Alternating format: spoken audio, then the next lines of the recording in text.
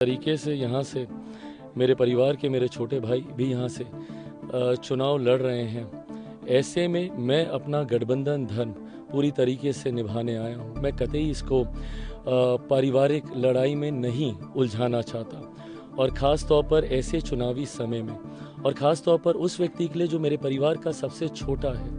But सबसे छोटा होने के बावजूद सबसे ज़्यादा बदतमीज़ी अगर किसी ने की तो उसी ने की। जिस तरीके से मेरी माँ को अपमानित करने में उन्होंने कोई कसर नहीं छोड़ी।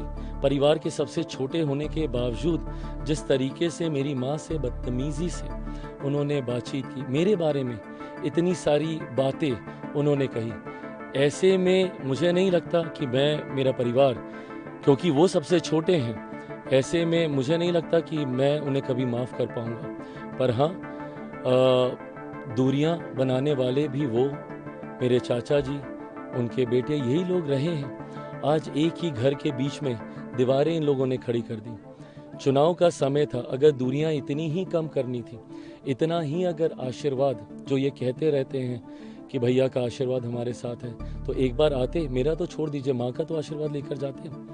माई मदर वॉज देयर, एक बार जाते, उनसे आशीर्वाद लेते कि मैं चुनाव लड़ने जा रहा हूँ, आपकी लड़ाई परिवार के बड़ी पीढ़ी के साथ है, मैं छोटा हूँ, मैं आपसे आशीर्वाद लेने आऊँ। एक बार भी आना ज़रूरी नहीं समझा। तो ये दर्शाता है कि आपकी सोच ही नहीं है ऐसी। आज राजनीति के लिए भले आप कुछ भी बोलते हैं, पर मैं जानता हूँ कि अलौली की जनता इस बात को हमेशा ध्यान में रखेगी कि जिसने मेरे नेता, मेरे पिता आदरणीय रामविलास पासवान जी की पीठ में जिन लोगों ने खंजर भोंकने का काम किया, उनके जाने के बाद उनके परिवार को जिन्होंने सड़क पे फेंकने का काम किया, जिस तरीके से मेरी माँ को अपमानित करने का काम किया, आज अलौली की जनता इन तमाम बातों को मद्देनजर रखते हुए ही अपने मत का अधिकार उपयोग करेगी। तो क्या उनको माफ करेंगे चिराग जी? अरे प्रभु,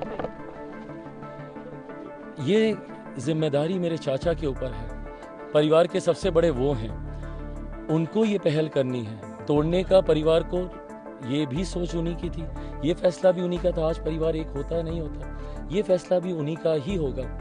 पर जिस तरीके से उनकी तरफ से कभी ये प्रयास नहीं दिखा, और नेवर नेवर नेवर, आप ही सबके कैमरे पे जब आप ये सवाल पूछते थे तो जवाब आता था, नेवर नेवर नेवर। सूरज पश्चिम से उग जाएगा पर चिराग से मेरा कोई रिश्ता नहीं रहेगा, ये उनके जवाब होते थे।